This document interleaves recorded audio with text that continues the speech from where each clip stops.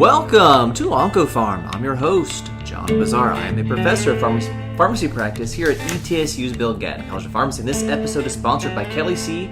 PharmD, an oncology education company for pharmacists. Today we have a new drug class to talk about. CELMoDs. They are here. Are they here to stay? Let's discuss. Last week the FDA approved Iberdomide, or Zenbexis, which is a new oral agent for multiple myeloma. This is, and I'm reading here from the PI, a cereblon modulating protein degrader, or CELMoD, that's approved in combination with daratumumab hyaluronidase and dexamethasone for myeloma patients after at least one line of therapy, including a proteasome inhibitor and an IBID. What is a couple notable things about this? First, this is the first drug approved for multiple myeloma based on, as an accelerated approval based on CR rate with minimum residual disease. FDA put out some guidance documents, for comment a couple of years ago saying, is this going to be a valid surrogate endpoint that society would value? And apparently it was. And so this is the first drug approved based on MRD, complete response rate. This is known as a CELMoD, cereblon modulating protein degrader. It's just an IMiD, I think, and I'll talk about why. So when thalidomide and lenalidomide were first used for multiple myeloma, we knew that they caused changes in cytokines. Like your IL-2 levels would go up, I think, or TNF-alpha levels would go down.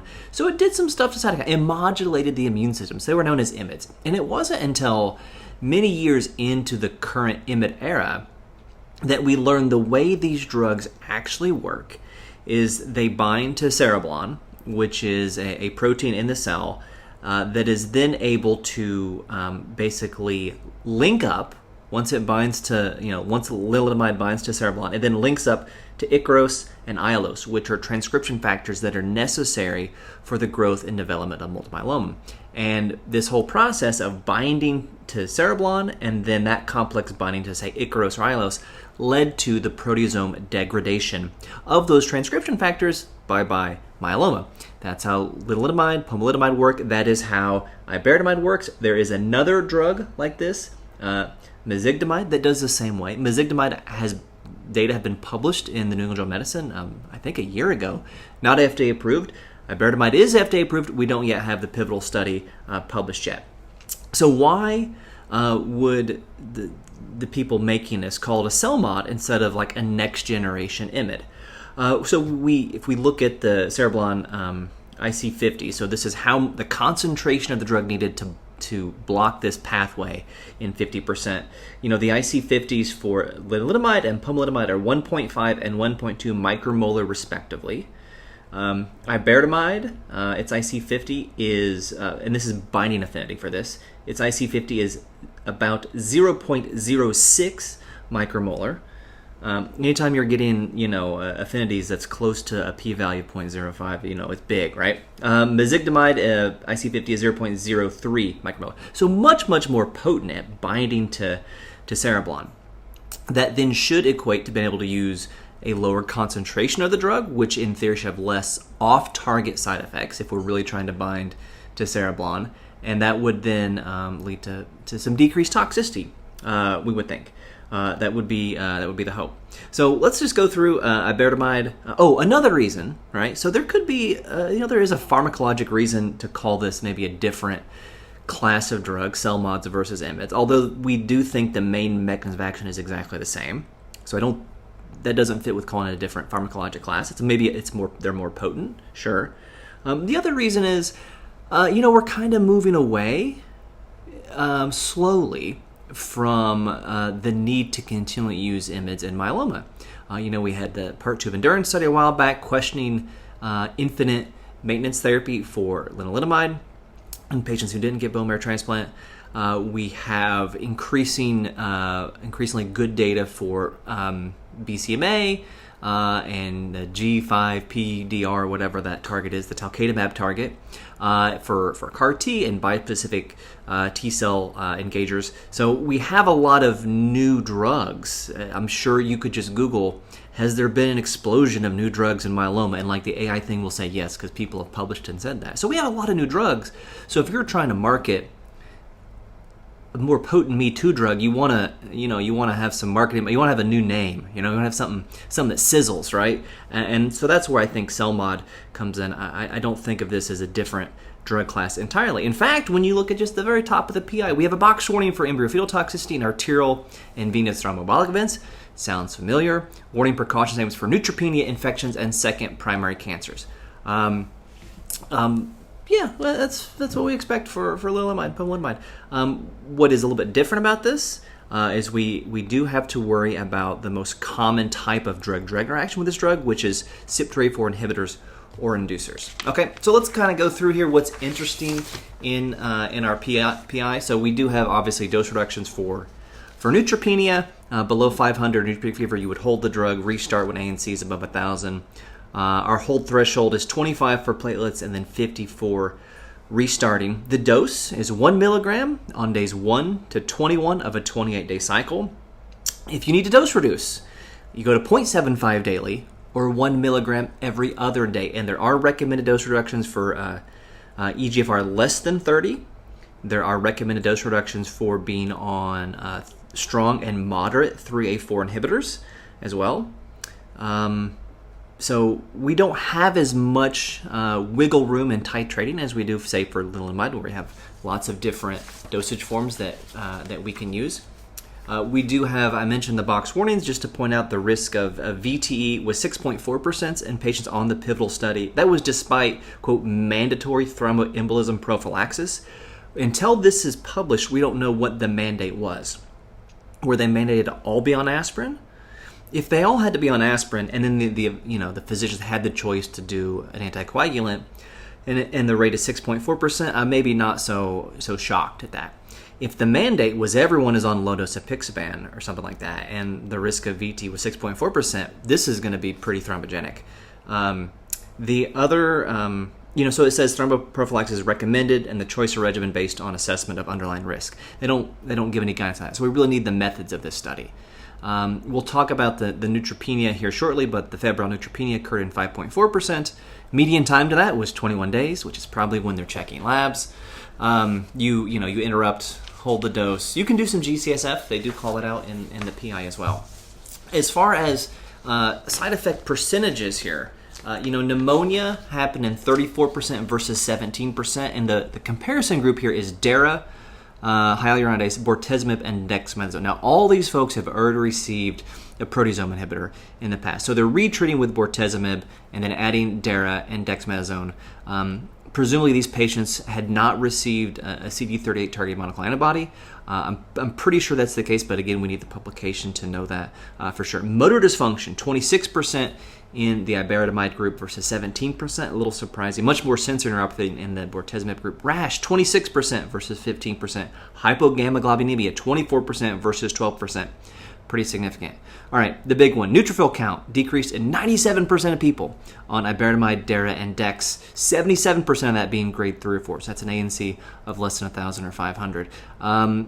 So that's pretty significant. Platelet count only went down in 62%, only 9% in grade 3 or 4. So much, much more about the neutropenia and the neutrophil cell line than thrombocytopenia or anemia. There was a decent amount of hypocalcemia with this drug, 44% versus 28%, which is a little surprising. So most of you, if you're listening to this podcast, you're just trying to learn oncology. You might be new to the specialty or the discipline, or just trying to stay current and deepen your understanding to a particular disease state. To help, Kelly Karlstrom, founder of Kelly C. PharmD and the ELO Collaborative, created the Learning Oncology Companion. It's a free template that provides a structured framework for learning any cancer type, helping you organize key concepts like risk factors, symptoms, biomarkers, staging, and treatment. Download the Learning Oncology Companion using the link for free in the show notes. Another thing that I want to point out, of course, there's the pregnancy risk, there's the RIMS framework, which will likely be identical to what it is for lenalidomide and pomalidomide. The same website. All that stuff is going to go live, and you can roll it. I think sometime next month, about basically a month after the approval. One thing I do want to call out, and this is not surprising, but it is notable, and it's something that as clinicians we should be in tune to, which is that most people enrolled in clinical trials are the healthiest of this population. So, multiple myeloma is a disease state that is primarily a disease of the elderly. And so we do have some data on the rate of serious, so like grade 3 or 4 toxic events in folks that are under 65, 65 to 75, and then over 75.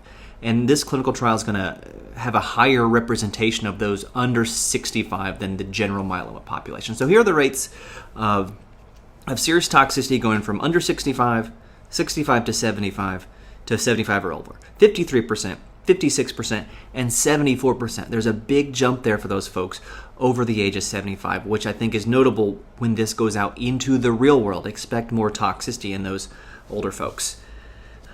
Okay.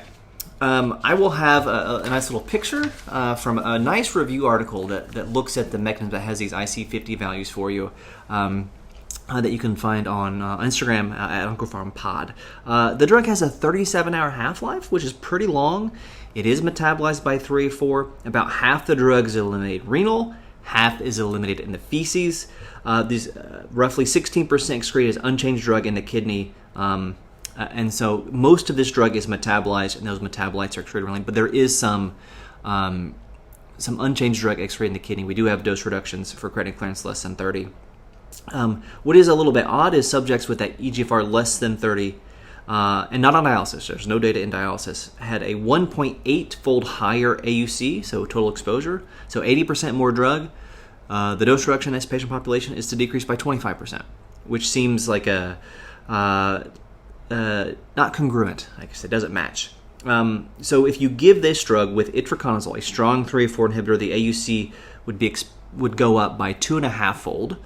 And so you decrease the dose to 1 every other day, which is about a 50% dose reduction. For fluconazole, diltiazem, very common moderate CYP3A4 inhibitors in older patients with hematologic diseases, it's predicted to increase the AUC about 1.7-fold. That dose reduction is just a 0.75 daily. This drug is also a substrate of P-glycoprotein and breast cancer-resistant protein. There are drugs that inhibitors of those transport. We don't have any data that I know of what happens if you're just on a P-glycoprotein inhibitor. So this drug has quite a bit more, I'd say a significantly higher drug-drug interaction profile and potential than lenalidomide. Okay. Now, I've given you my assessment of the drug and some of the risks. What's the role in disease state as we have it now? So we don't know entirely because Excalibur RRMM, which is the pivotal study that got this approved in the accelerated approval based on the surrogate endpoint of MRD-CR, a lot of qualifiers. Looked at patients who had one prior line of therapy, as I said, and the comparator was Dara, hyaluronidase, bortezomib, and dex.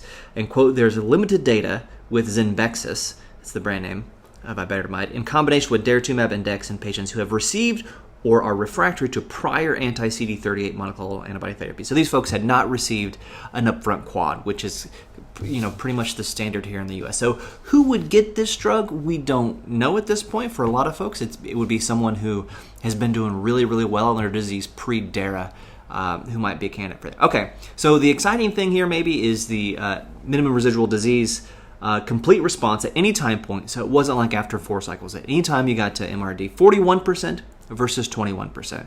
So even these folks who were exposed to bortezomib, getting Dara, bortezomib, dex, they got to 20% CR rate. I wonder how much better the addition of bortezomib was in these folks who had not experienced daratumumab before. So that is Iberdomide. It's a CELMoD. It's here. There is mezigdomide, another one that is not yet FDA approved. I'm not sure which company has that one. This is BMS, who has, the patent for the REMS program. Lenalidomide is now generic, as is pomalidomide, and increasingly those are, especially lenalidomide, most patients are getting generic lenalidomide. So this company now has another drug that is on patent, and now it's a CELMoD. Fun, interesting. So we will see. Excited to see the Excalibur RRM publication to learn more about this, especially the thromboprophylaxis The details of the REMS program are probably pretty similar to like with lenalidomide, but those thromboprophylaxis information is going to be important to operationalize this and put this into practice for folks that want to do that. So that is Iberdomide. Thank you so much for listening. You can follow me on X at Pharmdeepnib and on other social media platforms at OncoPharmPod. And until I talk to you again, remember, doses matter.